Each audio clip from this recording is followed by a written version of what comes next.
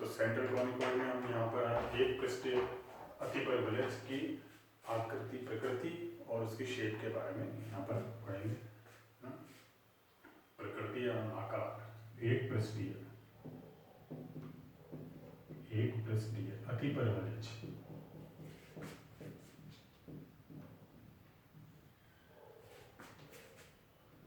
एक पृष्ठीय और द्विपृष्ठीय दोनों के अपन कर लेते हैं। यहाँ पे एक अतिपरवलय की प्रकृति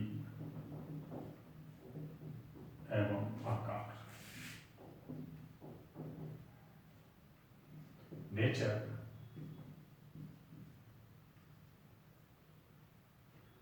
एंड शेप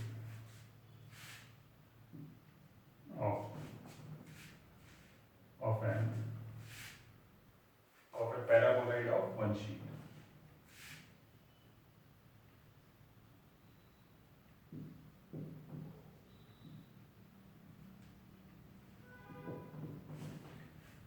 एक पृष्ठीय जो अतिपरवलय है, अपन ने बताया था पिछले वीडियो में, एक पृष्ठीय अतिपरवलय क्या होता है, क्या डेफिनेशन थी इसकी, ये x square upon a square plus y square upon b square minus z square upon c square equal to 1। एक जो कोफिशिएंट है वो नेगेटिव होता है। इसके अपन यहाँ देखें तो पहले इसके केंद्र देखें। अगर अपन इसके जो केंद्र हैं वो क्या होंगे, सेंटर, क्योंकि प्रत्येक जीवा जो मूल बिंदु से जाने वाली जीवा पे समद्विभाजित होती है। मूल बिंदु से जाने वाली मूल बिंदु से जो भी जाएगी जाने वाली प्रत्येक जीवा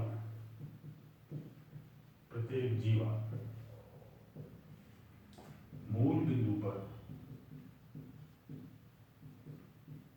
समद्विभाजित होती है।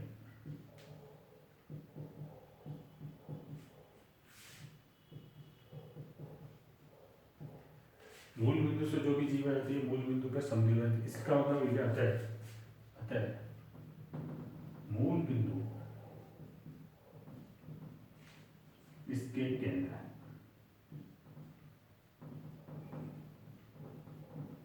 मूल बिंदु इसके केंद्र हुए, क्योंकि अगर देखो इसको, अगर कोई भी दो पॉइंट है मान लिया, क्योंकि यदि x1 y1 z1, अगर इसको, अगर ये नंबर 1 है, अगर x1 y1 z1 एक को संतुष्ट करते हैं, अगर x1 y1 z1 संतुष्ट करते हैं तब क्या होगा, माइनस x1 माइनस y1 और माइनस z1 भी एक को संतुष्ट करेंगे।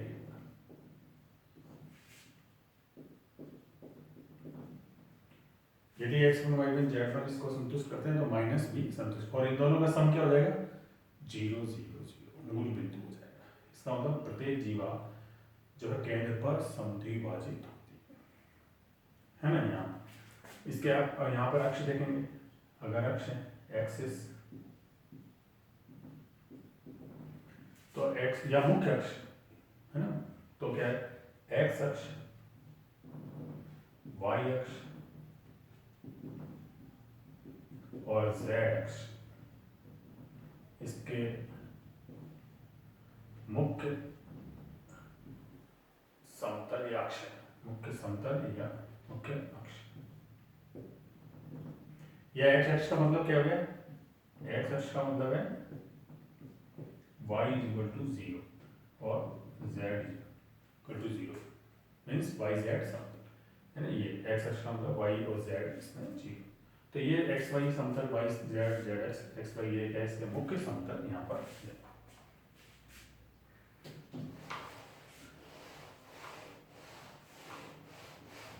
अब देखो अक्षों की अगर लंबाई है, अगर देखें अक्ष कहाँ पर काटते हैं, x अक्ष को ये कहाँ काटता है, देखो अक्षों का कटान, अगर देखें अक्षों का कटान, अक्षों को क्या काटेगा, x अक्ष पे क्या काटेगा, y z 0 है, तो x अक्ष को x अक्ष का मतलब y z को 0 रख दो, मीन्स y बराबर 0 बराबर z। x अक्ष को किस पे काटेगा, x equal two plus minus 1 पर काटता है। इसी तरह y अक्ष को y is equal two plus minus b पर काटता है तथा z को काल्पनिक, z को नहीं काटेगा, z इज इक्वल टू कहता है माइनस सी स्क्वायर, तो z को काल्पनिक इसमें काल्पनिक बिंदु पर काट देना।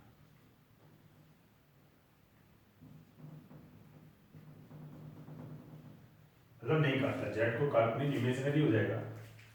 तो ये इसके अक्षों के कटाने क्या है, a b 0 minus a minus b 0, तो इसके जो कटान है वो क्या हो जाएगा, a b 0 minus a minus b 0। मुक्त x अक्षों को इनको ये करता है। अक्षों की लंबाई क्या हो जाएगी, अक्षों की लंबाई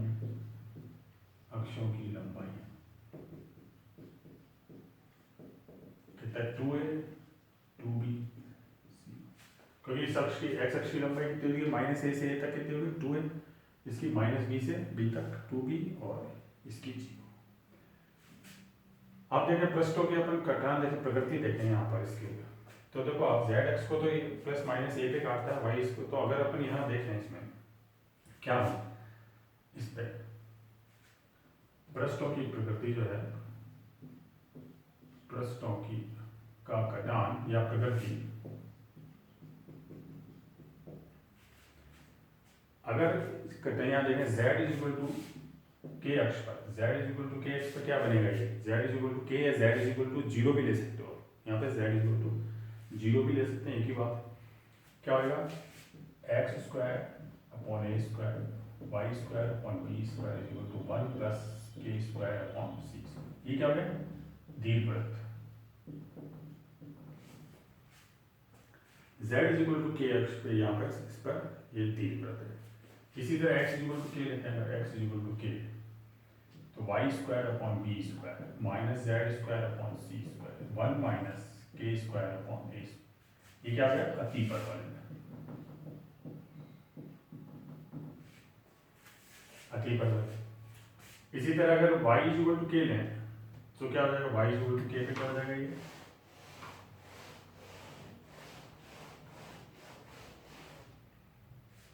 y is equal to k पर क्या हो गया, x square upon A square minus Z square upon C square is equal to 1 minus k square upon a. यहाँ पे भी क्या होता है, अतिपरवलय होता है। तो ये x, यहाँ पर x इज इक्वल टू 0, ये y is equal to 0, z is equal to 0 भी ले सकते हो आप, तो और ज़्यादा इजी हो जाए, ये हो जाएगा बिल्कुल, ये दिखते ये ऐसा हो जाएगा, तो आपको यहाँ पर और बिल्कुल क्लियर हो जाएगा। तो x is equal to k, y is equal to k पे अतिपरवलय है, z is equal to k पे ये दीर्घवृत्त। इसी तरह यहाँ पर अगर अपन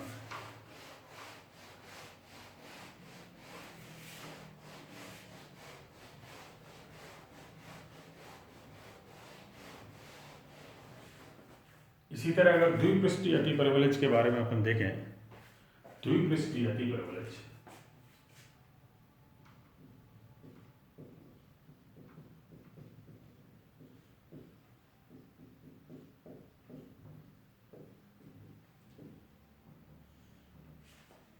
hyperboloid of two sheet, hyperboloid, paraboloid नहीं था, हाइपरबोलॉइड था, ऑफ टू शीट्स। अपन ने शायद पहले पैराबोलॉइड मेंशन करी, हाइपरबोलॉइड, तो इसमें क्या है, हाइपरबोलॉइड टू शीट, इसमें दो टर्म द्विपृष्ठीय दिया गया है, दो टर्म नेगेटिव होगी, मीन्स ये होगा एक्स स्क्वायर अपॉन ए square minus Y square upon B square minus Z square upon सी स्क्वायर। केंद्र इसका वही होगा, मूल बिंदु, केंद्र, सेंटर जो है,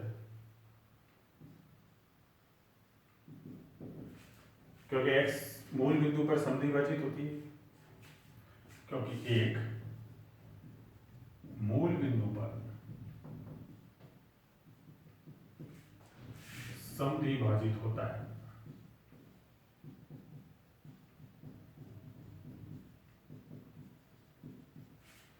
जैसे अपन ने पिछले वाले में बताया, तो वन शीट में अगर minus x1 y1 z1 satisfy कर रहे हैं तो x1 y1 z1 भी इसको सेटिस्फाई करें, क्योंकि यदि एक को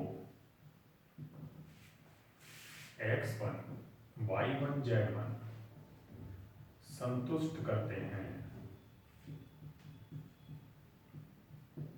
तब एक को -x1 -y1 -z1 भी संतुष्ट करेंगे।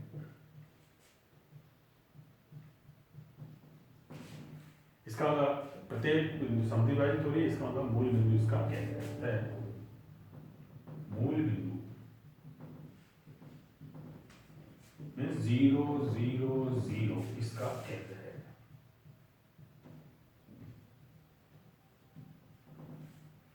जीरो जीरो जीरो इसका केंद्र। अक्ष वही हो जाएगा, मुख्य जो इसके समतल है एक्स अक्ष वाई अक्ष जेड अक्ष, इसके मुख्य समतल या मुख्य अक्ष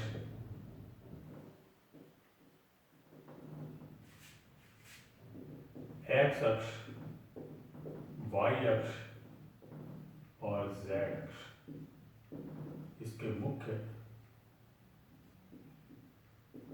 समतल है। ये इसके मुख्य समतल है, प्रिंसिपल एक्सिस यहाँ पर, या प्रिंसिपल प्लेन्स ये हो जाएंगे x y y z z x पे। और जैसे इसमें आपने यहाँ देखा है अक्षों पर कटान, अक्षों पर कटान देख लो। एक्स अक्ष को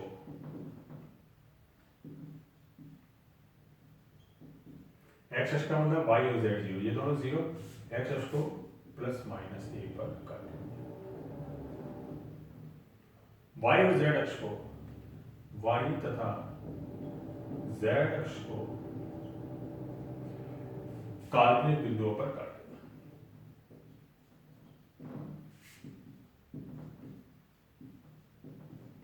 बिंदुओं पर काटे। इसका मतलब ये क्या है? परिबद्ध नहीं है। इसका मतलब ये क्या है? परिबद्ध नहीं है। ऐसे हाइपरबोलाइड और वन शीट जो पहले वाला था वो भी परिबद्ध नहीं था, बाउंडेड नहीं था, ये भी बाउंडेड नहीं है क्योंकि वाई और जेड इसके काल्पनिक है, इन पर कोई अपने को पता नहीं। इसके जो शेप है वो इस तरह से यहाँ पर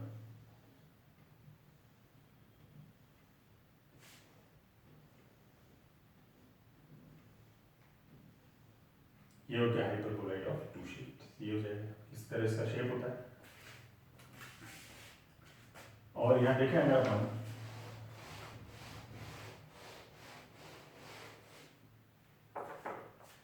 कि z इज इक्वल टू के अक्ष पर क्या होता है? z is equal to k पर x square upon A square minus Y square upon B square is equal to 1 plus z k square upon c. तो ये क्या हो गया? अतिपर हो गया।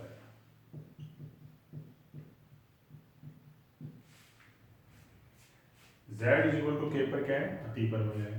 इसी तरह y is equal to k पर देखें, y is equal to k पर x square upon A square minus Z square upon C square is equal to 1 plus k square upon B square, ये भी अतिपर्वल है।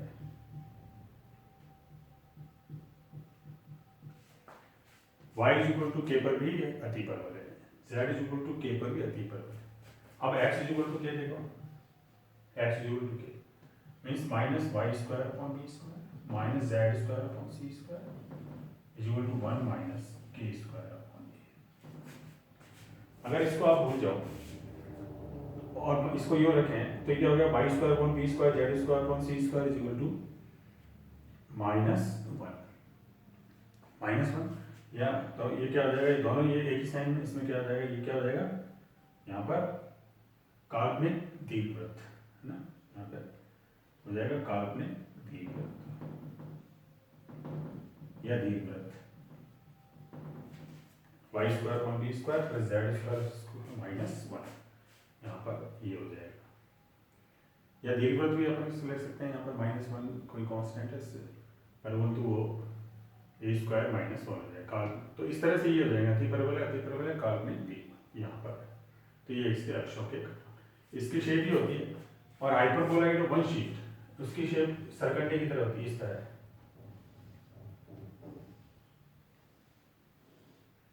ये जो है आपके पास, ये जो है ये क्या है? Hyperboloid of one sheet. ये क्या है? Hyperboloid of two sheets. तो इनकी ये नेचर और शेप यहाँ पे। अब इनकी जो अपन है टेंजेंट इक्वेशन, और ये देखेंगे टेंजेंट प्लेन का समीकरण जो है क्या होगा।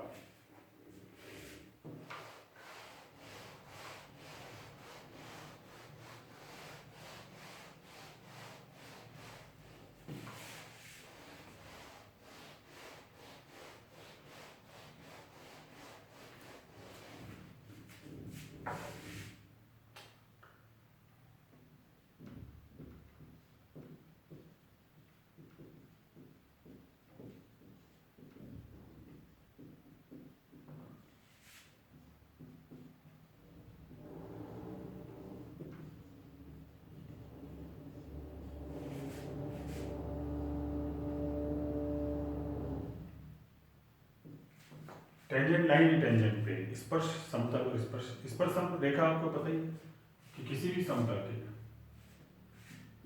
किसी भी समतल के दो समपाती बिंदुओं को प्रतिच्छेद करने वाली रेखा। किसी भी समतल के दो समपाती बिंदु होते हैं, मतलब एक दूसरे को कंसाइड करते हैं, उनको प्रतिच्छेद काटने वाली या मिलने वाली रेखा का बिंदु पद है ना। रेखा ये क्या कहलाती है? स्पर्श रेखा कहलाती है। स्पर्श रेखा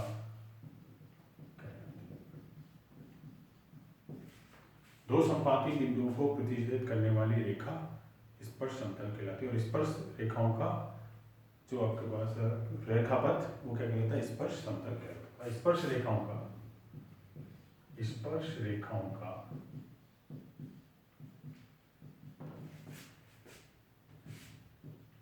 पथ, रेखापथ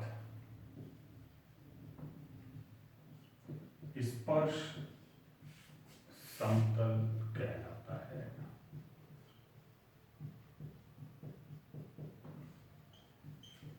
दो समपाती रेखाओं को काटने वाली रेखा तो क्या कहलाएगी? स्पर्श रेखा। और स्पर्श रेखाओं जो पथ होता है जिस पर वो चलती है, गमन करती है, उसका बिंदु पर समूह वो क्या कहलाएगा? स्पर्श समतल कहलाएगा। तो अपन यहाँ पर स्पर्श समतल का अपन यहाँ समीकरण देखेंगे। सेंट्रल कॉनिकॉइड जो है, सेकेंड शांकवज जो है, ये सेकेंड शांकवज, ये a x square b y square c z square equal to 1 का स्पर्श समतल का समीकरण देखें कि स्पर्श समतल का समीकरण, अगर ये दे रखे x square plus B y square plus C z square equal to 1, तो इसके स्पर्श समतलों का समीकरण क्या होगा?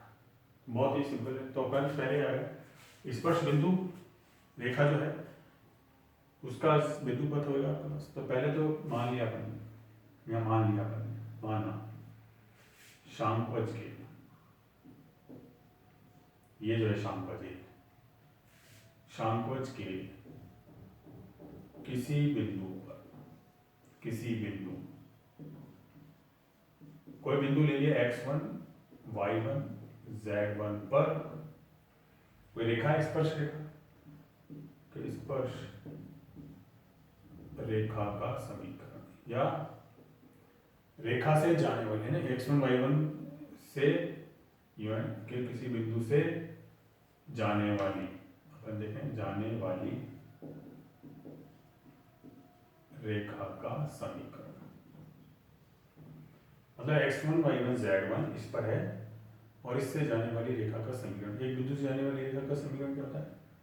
x minus x1 upon m, y minus y1 upon m, z minus z1 upon m, ये है x1 y1 z1 से जाने वाली रेखा का। अब इस पर किसी बिंदु के निर्देशांक निकालना, रेखा पर किसी बिंदु के निर्देशांक क्या होंगे? तो रेखा के बिंदु के निर्देशांक,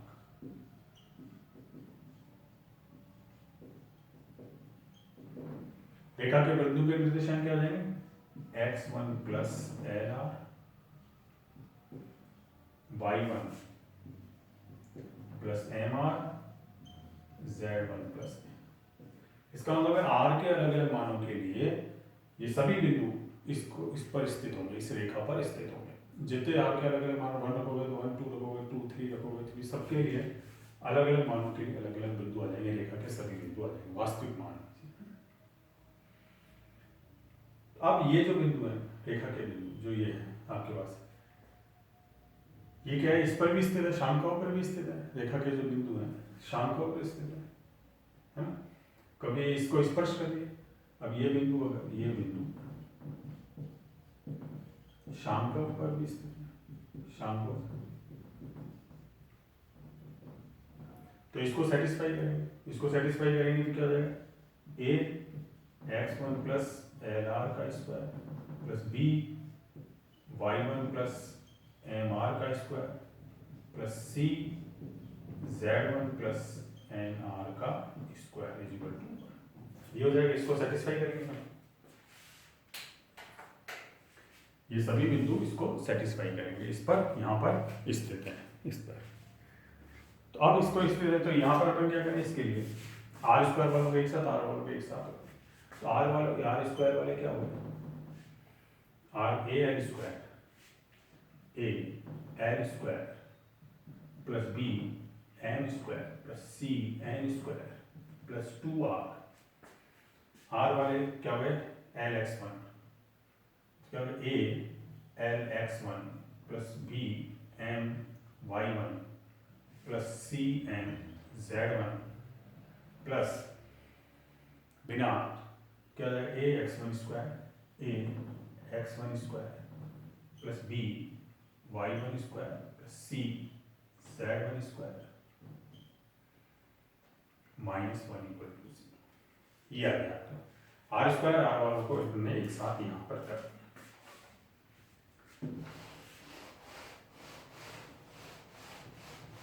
अब क्या कह रहा है कि ये जो है आपके पास x1 y1 z1 किस पर स्थित है, शांकोच पर स्थित है। तो x1 y1 z1 शांकोच पर स्थित है।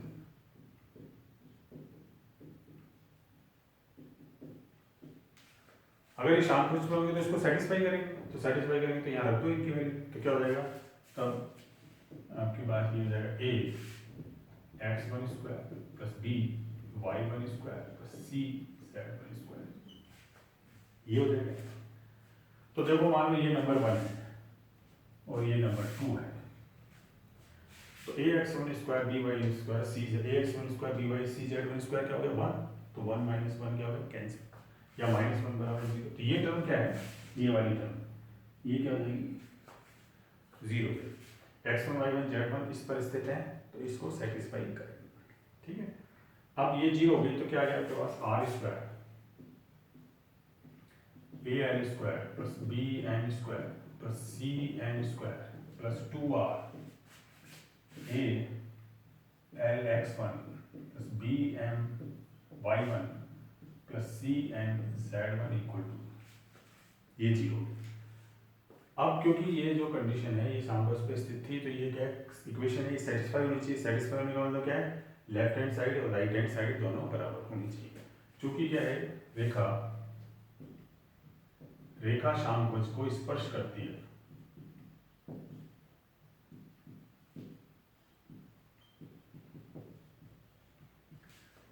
स्पर्श करती है, तो इसके दोनों मूल क्या होने चाहिए, समान होने चाहिए। अभी इसका एक मूल 0 है, एक मूल 0 कैसे, आर आपने कॉमन लिया, आर कॉमन लिया तो आर का एक मान 0 आ रहा है ना, करती है। तब आर के दोनों मूल 0 होंगे, आर के दोनों मान अभी तो आर का एक मान 0 है, मतलब आर कॉमन ले रहे हो तो ये आर प्लस 2 ये बराबर 0, तो आर ये इक्वल, और ये जब भी होगा, ये कब होगा जब ये वाली टर्म 0 हो जाएगा, 0 होंगे। तो ये होगा जब ये वाली टर्म 0, ये टर्म 0, तो आर तो 0 है नहीं, तो क्या होगा a L x one plus B M Y one plus C n z1 is equal to 0।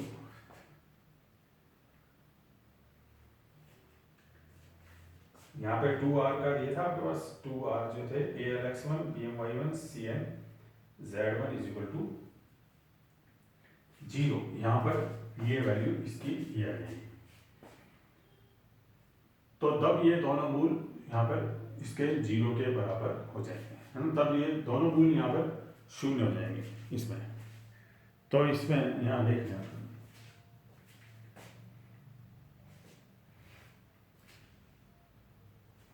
तो अब क्या आ गया इससे, आप यहाँ देख लो। तो ये जो आया ALX में, अब यहाँ पर क्या करो, इससे 1 से ये इसको कैपिटल A मान लो, A से x1 y1 मतलब LMN यहाँ पर का विलोप करने पर LMN की जगह क्या है, L1 M1 N1 का विलोप करने पर, मतलब LMN का विलोप, L की जगह तो x माइनस x1, इसकी जगह y माइनस y। तो यहाँ रख दो AX1 x minus x1 plus BY1 y minus y1 plus CZ1 z minus z1 बराबर 0। इस L की जगह रख दिया x माइनस x1, M की जगह ये, N की जगह ये। तो अब क्या आ गया देखो,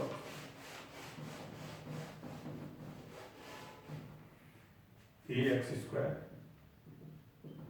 plus BY square plus CZ square minus AX x1 minus BY y1 minus CZ z1 equal to 0।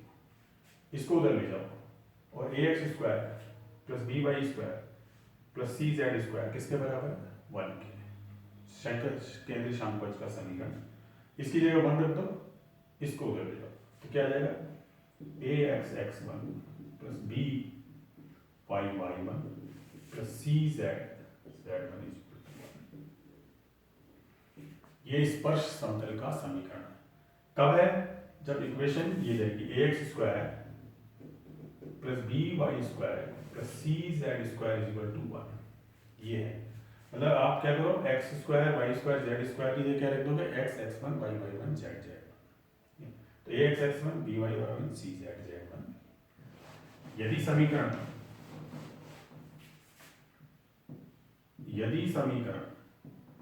ये दे रखा है x square upon a square plus y square upon b square plus z square upon c square is equal to 1, ये दिया हुआ है।